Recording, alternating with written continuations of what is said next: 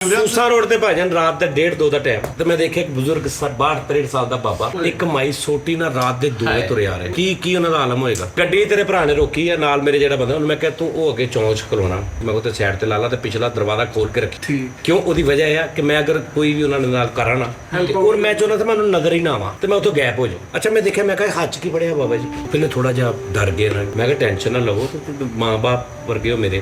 ਰਾਤ ਦੇ 2 ਵਜੇ ਔਲਾਦ ਹੈ ਨਹੀਂ ਤੁਹਾਡੀ ਕਿੱਧਰ?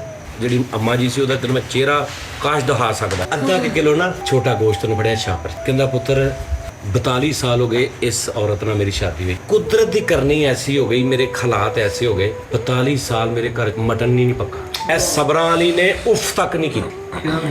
ਅੱਜ ਕਹਿੰਦਾ ਕਿਤੋਂ ਪੈਸੇ ਜੋੜੇ ਇਕੱਠੇ, ਮੈਂ ਕਿਹਾ ਵੀ ਕੁਛ ਨਹੀਂ ਘਰ ਦਾ ਕਰਨਾ, ਬਿੱਲ ਤਰ ਰਹਿ ਨਾ ਰਹਿ ਜਾਵੇ, ਘਰ ਦਾ ਕੋਈ ਸਿਸਟਮ ਰਹਿ ਜਾਵੇ, ਗੋਸ਼ਤ ਮੈਂ ਖਵਾਉਣਾ। ਫਰੀਦ ਮੇਰਾ ਕਲੇਜਾ ਪਾੜ ਗਿਆ।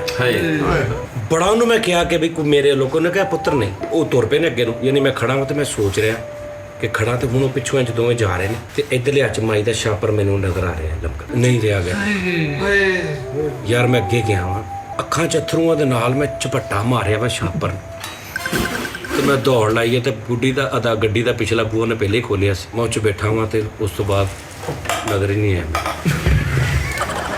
ਮੇਰੀ ਗੱਲ ਸੁਣ ਲਾ, ਕਸਮ ਖੁਦਾ ਦੀ ਸਾਜੀ ਅਸੀਂ ਸੀਰੀਅਸ ਹੋ ਗਏ। ਮੇਰੀ ਗੱਲ